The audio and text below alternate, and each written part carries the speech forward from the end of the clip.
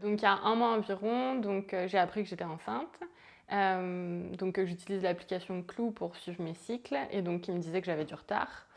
Donc après, en regardant mes précédents cycles, je me suis rendu compte qu'ils n'étaient pas toujours réguliers, du coup, je me suis pas inquiétée outre mesure au départ. Puis après, j'avais quand même les seins qui me faisaient mal, etc. Du coup, j'ai acheté un test de grossesse et je l'ai fait. Mais je ne m'attendais pas à être enceinte ou quoi que ce soit, vu que de base, comme je suis atteinte d'endométriose et d'après plusieurs tests, j'aurais de la difficulté pour concevoir. Je ne m'attendais pas du tout à être enceinte. Et donc, il s'est avéré que le résultat était positif, très rapidement. Voilà, donc ça c'était le dimanche avant le lundi de Pâques. Je me suis dit, bon, il faut absolument que je fasse un deuxième test de confirmation. Voilà, sachant que je devais travailler le dimanche après-midi, donc j'avais que le matin de fenêtre pour pouvoir aller à la pharmacie de garde. Donc la pharmacie de garde ici, donc elle est à 25 km. Voilà, on a été à la pharmacie de garde. Ensuite, après, je devais retourner directement au boulot. Donc, je me dis, il faut absolument que je fasse le test, etc. Donc, j'ai fait une deuxième fois le test et pareil, ça me disait que donc, j'étais enceinte. Donc là, c'était un peu la panique à bord parce que j'avais pas du tout envisagé cette éventualité. J'avais pas de médecin parce que c'était le dimanche. Et puis, le lendemain, c'était le lundi de Pâques. Voilà, c'était pareil, il n'y avait pas trop personne de disponible. Voilà, donc j'ai de la chance en fait qu'on connaisse bien notre médecin généraliste. Donc du coup, j'ai pu lui envoyer un mail en lui demandant ce qu'elle me conseillait de faire. Parce que moi, au départ, j'avais essayé d'appeler l'hôpital. Enfin, j'ai même été aux urgences de l'hôpital. Et puis devant l'attente, j'avais un peu laissé tomber. Du coup, après, j'avais téléphoné au standard de l'hôpital en demandant ce que je pouvais faire. Et donc, on m'avait dit, on m'avait pas donné de grande solution. Quand on m'avait dit, j'ai dit, est-ce que je peux aller aux urgences? Non, on ne pouvait pas aller aux urgences. Du coup, à qui je dois m'adresser? Adressez-vous à votre médecin. Voilà, du coup, voilà, j'étais un petit peu perturbée. Et puis, ma médecin généraliste a répondu au mail que j'avais envoyé en me disant, voilà, il y a un docteur qui est sur Pertuis, il faut aller à Pertuis, là-bas ils ont un centre hospitalier qui pratique l'IVG, etc. Donc voilà, entre-temps, je me suis dit, Pertuis c'est quand même donc à 50 km d'ici. Je me suis dit, bon, il faut que je me renseigne un peu quand même. Je sais qu'il y avait un planning familial sur Manosque parce que je m'étais renseignée pour faire du volontariat. Ensuite, et je me disais, à l'hôpital, doit bien y avoir quand même un accès pour voilà, ce genre de situation. Et quand on va sur le site de l'hôpital, en fait, il n'y a pas de mention de l'IVG. Quand on tape hôpital Manosque IVG, donc il y a deux sites en fait qui disent que c'est possible, mais il n'y a pas de numéro, il n'y a pas de date en fait de quand a été publié ces articles-là. Et puis ensuite, le troisième résultat, c'est la maternité de Manosque. Et en fait, le titre, c'est votre accompagnement mère-enfant ou un truc comme ça. Moi, c'était pas ce que je cherchais, voilà. Et puis au niveau du planning familial, j'avais un numéro qui n'était plus attribué. Et après, quand je me suis renseignée au niveau du centre médico-social, ça répondait pas. Là, immédiatement dans mon cercle, j'avais éventuellement un médecin à Manosque, mais qui n'était pas disponible tout de suite. Pas d'informations au niveau de l'hôpital, pas de planning familial, pas de centre médico-social qui me répondent ou qui me donnent des informations. Donc oui, le premier souci, c'était ça. Si j'avais pas eu de voiture, sachant que voilà, moi mon permis, je l'ai eu il y a qu'un an. Si j'avais été mineure ou même à peine 18 ans ou même plus, mais que j'ai pas le permis, là ça aurait été déjà très compliqué quoi, pour avoir accès juste à des informations, ne serait-ce que des informations dans un premier temps. Donc voilà, du coup j'ai pris rendez-vous avec le médecin de Pertuis. Du coup j'ai été faire 50 km pour voir ce médecin, pour faire une échographie dans un premier temps. Et donc voilà, tout de suite après l'échographie, il me l'a dit, oui, voilà, c'est pas visible à l'œil nu, mais voilà, de la disposition, etc., il y a un petit rond, et voilà, et en gros, c'est ça. Et donc il m'a dit, voilà, soit vous avez le choix, soit vous réfléchissez. Donc voilà, soit sinon on le fait maintenant, je vous donne un premier cachet. Donc d'après mes petites notes, c'est le mifepristone. Donc c'est un médicament en fait qui stoppe la production de progestérone, qui est l'hormone qui sert à maintenir la grossesse. Voilà, du coup j'ai pris ce cachet-là tout de suite. Et après j'avais 4 autres cachets à prendre par prise de 2 à 24 heures d'intervalle. Et donc ça après 48 heures après la première prise du mifepristone. Donc le deuxième médicament c'est souvent connu sous le nom de Cytotec. Et donc voilà, donc c'est celui qui favorise les contractions et l'expulsion.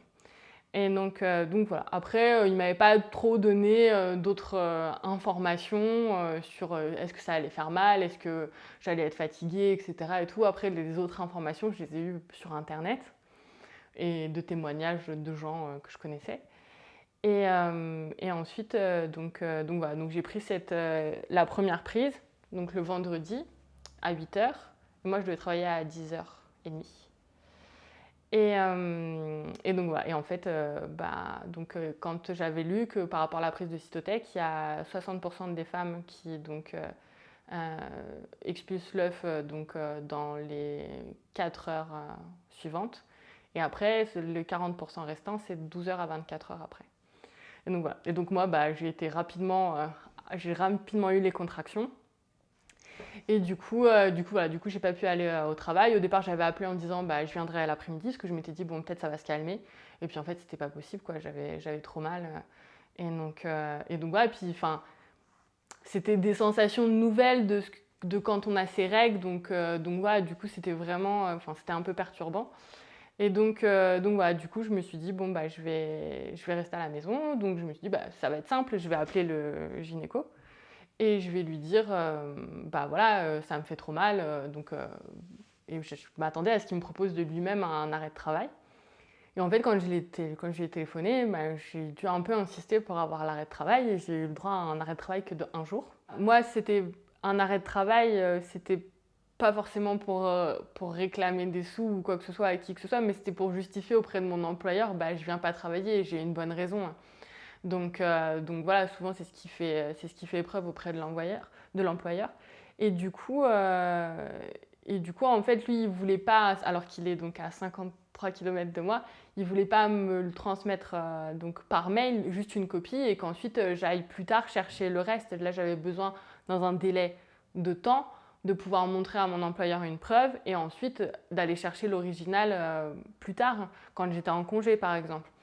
Et donc, mes congés, c'était lundi, mardi, et non, c'était pas possible, quoi. Donc, du coup, c'est mon copain qui a dû prendre sa voiture et aller récupérer l'arrêt de travail le lendemain matin, parce que c'était pas possible de juste me scanner et me l'envoyer par mail, juste pas comme preuve à la sécu ou quoi que ce soit, mais juste pour que mon employeur sache que j'étais pas restée chez moi ou aller à la plage, quoi. Et j'ai bien senti quand j'ai eu le docteur au téléphone et que donc il m'a dit pour 1 jour, hein, oui, enfin. Dans l'idéal, j'aurais aimé 2, mais bon, voilà, quoi. J'ai senti que déjà 1, c'était beaucoup et que je ne devais pas trop insister, quoi. Sachant que le lendemain, je devais prendre l'autre prise. Et je me suis dit, mais si à l'autre prise, ça me déclenche pareil, ça va juste être pas possible, quoi. Donc en plus, le lendemain, je travaillais à partir de 8h, donc je me suis dit, je vais décaler la prise. L'après-midi, je ne travaillais pas. Et donc voilà, et j'ai bien fait, vu que j'ai passé toute l'après-midi au lit. Et je m'étais posé la question aussi par rapport à l'endométriose. Est-ce que voilà, ça allait me faire plus mal que quelqu'un qui n'a pas d'endométriose, par exemple.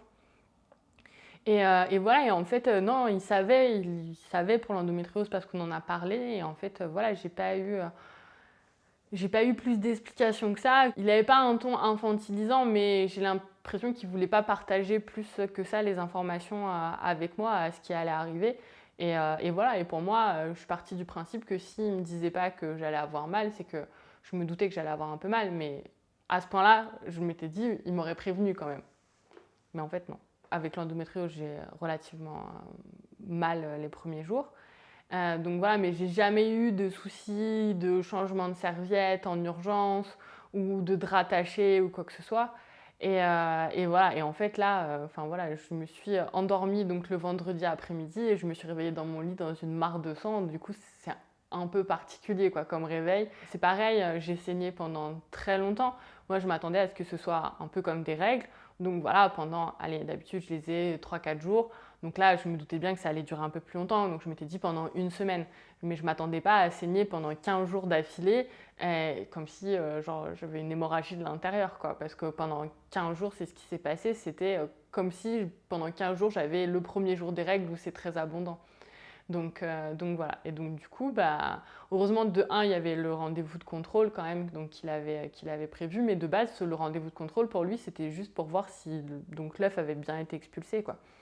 Et donc voilà, et c'est moi qui a insisté en fait en lui disant voilà, je continue de saigner, etc.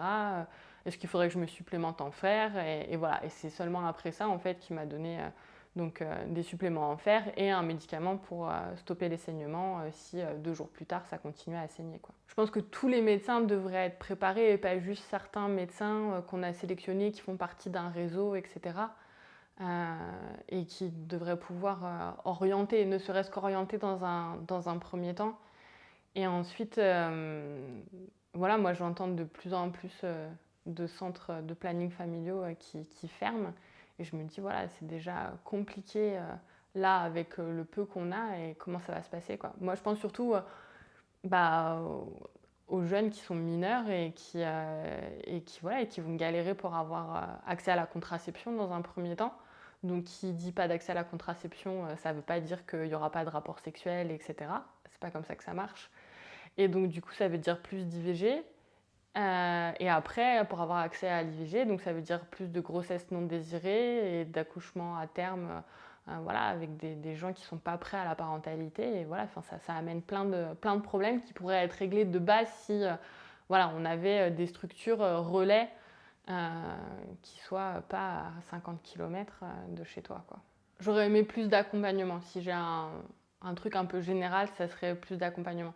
Et je pense que d'après les retours que j'ai pu avoir, je ne dis pas que tous les plannings familiaux sont parfaits, etc., mais d'après les retours que j'ai pu avoir au niveau de copines qui sont passées par le planning familial, elles ont trouvé un accompagnement et une écoute qui était plus poussée qu'un médecin qui te prend entre 2 rendez-vous de femmes enceintes. Il y a ça aussi. Je pense que, voilà, moi quand j'étais voir le gynéco, donc il m'a pris pour le rendez-vous de contrôle, il m'a pris entre 2 rendez-vous. Et en fait, dans la salle d'attente, il y avait une dizaine de femmes enceintes avec un gros bide, etc. Et je pense que c'est des trucs aussi où, enfin voilà, faut encaisser, même si tu es sûr de toi, même si tu es sûr de ta décision, etc. et que tu n'as pas de regrets. Voilà, je pense que suivant les caractères, ça peut être particulier.